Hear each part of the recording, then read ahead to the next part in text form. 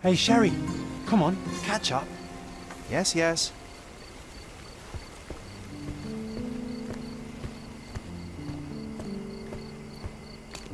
Welcome to Il Palazzo di Lusso, sir.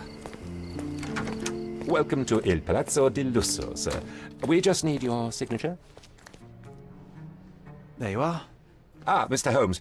Yes, we have room 221 prepared for you. I see it was reserved for 2 people. Would you like a second key? Oh, no, I think we'll stick together. Very good. Rooms are upstairs, sir. Welcome to Cordona.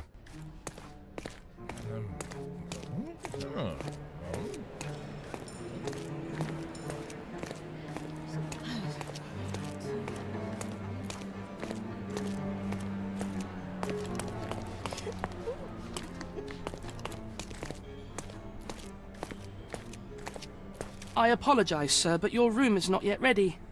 Perhaps, in the meantime, you would like to relax in the foyer? Tonight, the restaurant is offering a complimentary marlin ceviche to all our guests. Let's check what they have on offer.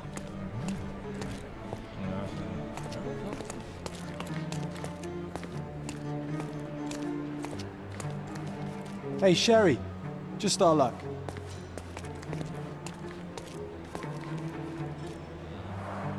A medium, John. Haven't we been through this already?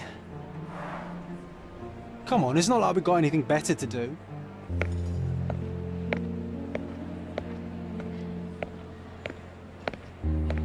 Excuse me, sir, but I believe Mr. Galich is conducting a séance at the moment. Perhaps you'd care to have your portrait drawn while you wait? Why? Pardon me? Why should I sit for a portrait? Sir, it's art. It doesn't need a why. It is its own justification. All things require justification, be they objects, systems, or beliefs. How about art as the lens through which we see the truth of the world?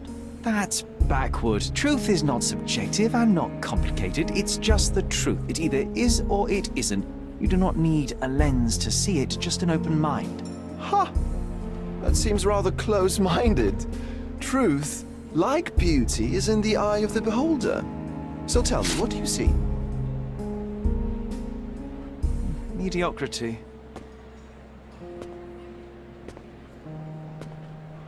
Come now, Sherry, what did he do to deserve that? The servant mentioned ceviche at the bar, Sherry. You should grab us some, and I'll find us a table. I'm starving. Okay, time to check if John found us a nice table for the evening. Sherry, I'm over here with my new Ursine companion. Cordona's even quieter than I remembered. It's going to be a long evening. Ah, come now, Sherry. What say we amuse ourselves with a little game? What were you thinking? Oh, promise me it isn't nonsense. After being cooped up on that boat, I am itching for activity. No. As you can see, someone left a cane on our table. I simply thought you could identify its owner. Ah, so it is nonsense. It'll take me a minute, John, at most. Well then, you can deliver it to him as well. Deliver it to him? Then what are the staff here for? Aesthetics? Stubborn, Sherry, too stubborn. You wanted something to do. Slapping oneself in the face is also something to do. That doesn't make it worthwhile. But all right, let me take a look.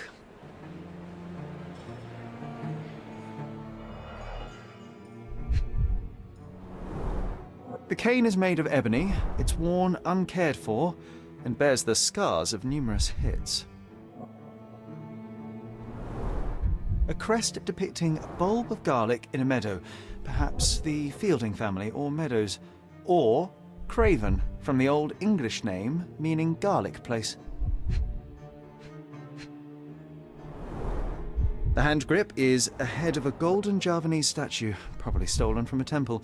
The dents suggest it has been used as a bludgeon. This cane is an expensive and ostentatious weapon. Its owner must be vain, volatile, and of noble English blood.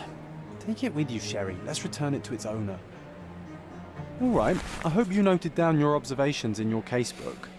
But how are you going to find this nobleman? The cane itself is not enough.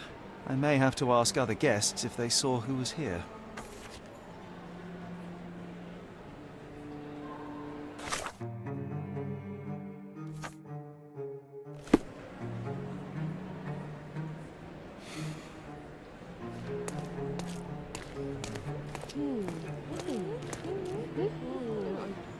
Excuse me, just one question.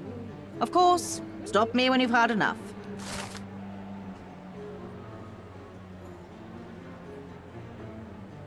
Well, even with your keen senses, Sherry, I doubt you'll find the cane's owner on your first try.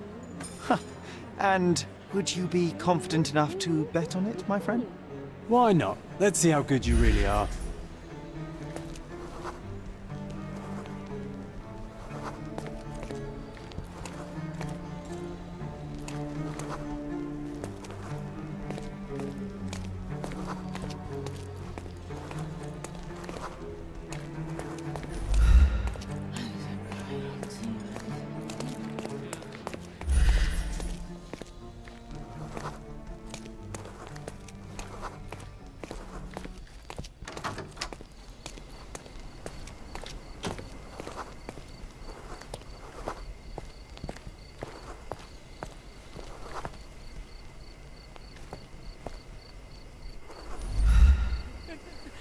Excuse me, just one question. My dear fellow, you're talking to the right man.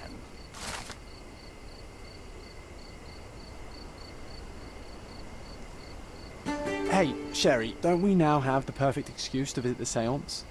I'm just going to give the cane to its owner. You will not persuade me to take part in this show.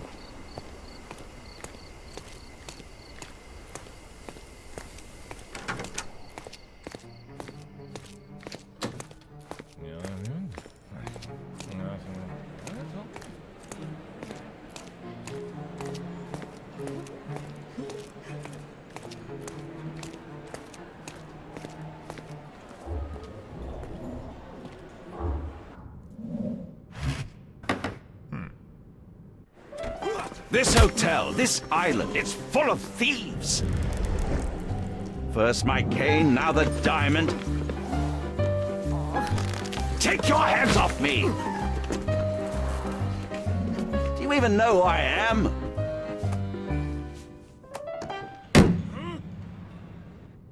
Hey, boy! That's my cane! I get that a lot. It's a very common design. What? No, that's a custom-made. A joke. A joke. It was left at my table in the restaurant. I thought it deserved to be returned. Well, I'll be...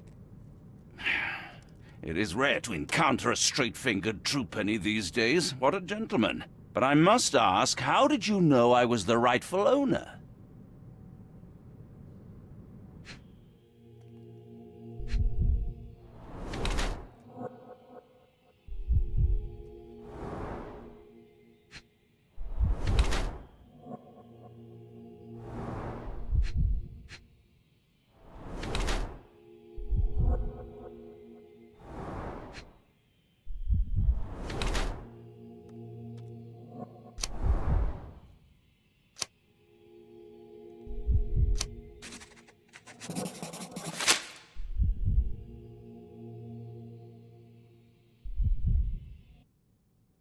Simple deduction. Your cane told me everything. I was after a British noble who takes boxing lessons but suffers from some liver issues. And if one were to go further, one may even be able to extrapolate your name from your heraldic symbol, Lord Craven. Well, you're half correct. I am indeed Lord Andrew Craven. Your other guesses were wrong. But you still have the edge over that blasted medium. Well, you found my cane. Perhaps you can locate my diamond, too. Yes, you should do it. It will be child's play for you, Mr. Holmes. And if a child can do it, then I'm sure the local police can suffice. The police? Why bother? I know this harlequin stole it. The only question is, where is it hidden? Fine. Give me my stick and I'll resolve the matter myself. This thief almost confessed after a single punch.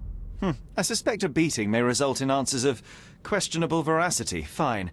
I shall spare you and he the trouble if you first answer me this. You insist the medium robbed you during the seance. But what occurred exactly? Ah! It was a dirty trick. We were sitting here in the dark, chanting and holding hands, as expected. Then something began to appear from the medium, like a cloud or a bubble. The swindler called it ectoplasm. Ah, yes. Common in the spiritualist trade, and quite the spectacle. Indeed, perhaps too much.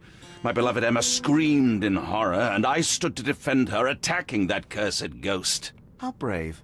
But my hand hit nothing. The medium jumped away from me, and Emma fainted. I lit the candle, and the diamond was gone. How does a priceless diamond become the subject of a séance? It is an unusual accoutrement. Emma wished to speak with its former owners. My grandfather told us it belonged to a Raja, an Indian king. So you were summoning long-dead Indian royalty, and, pray tell, you were expecting him to converse in English? To be frank, Mr. Holmes, I don't believe in ghosts. But Emma was fascinated by the idea of meeting a real king, even a dead one. Well, a crown is a crown. Can you describe the stone itself?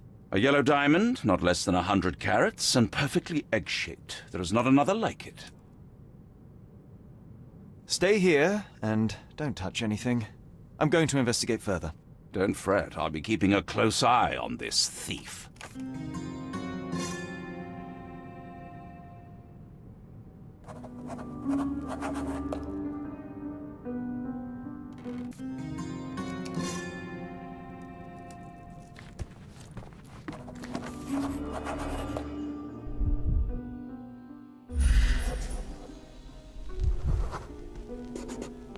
The diamond was placed on the table so that all participants could reach it. There are light traces of rouge on the edge of this wine glass. Half a glass of Balblair Scotch and the remains of a poor Laranaga cigar. What else does a gentleman need? This must be the ectoplasm. Too bad there's not enough for a proper chemical analysis. Ectoplasm. The ghost was here, Sherry. This brooch is old and cheap, but the moth design has its charms.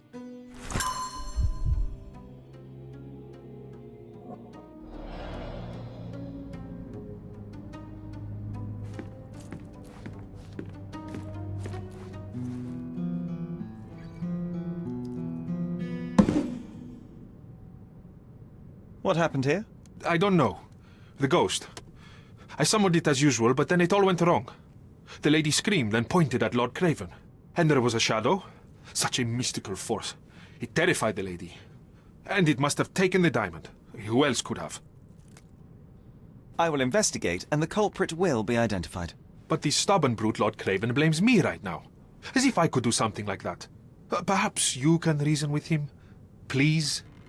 Seems like you're ready to delve into your mind palace, Sherry. I'm sure you'll make some good deductions.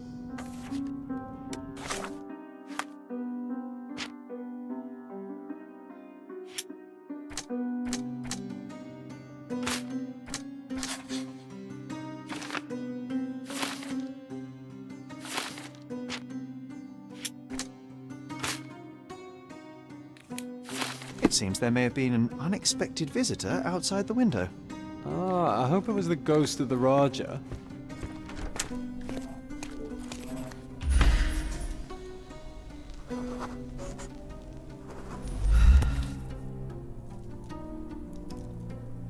This looks recent. A shoe with a broken heel will surely leave scratches. All right, John. Do you think a ghost could leave this footprint? I'm reserving judgment. Use your keen eye to follow the trail.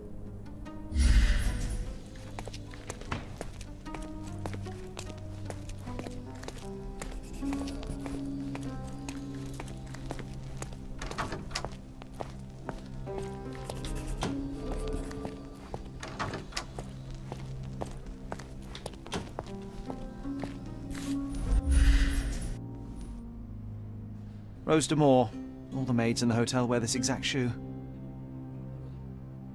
Size 4 with a broken heel. So, definitely not the ghost of a Raja? Unless... No, what a shame. Our witness was a nosy maid. Searching the entire hotel could be difficult. Perhaps the other maids can help us find her.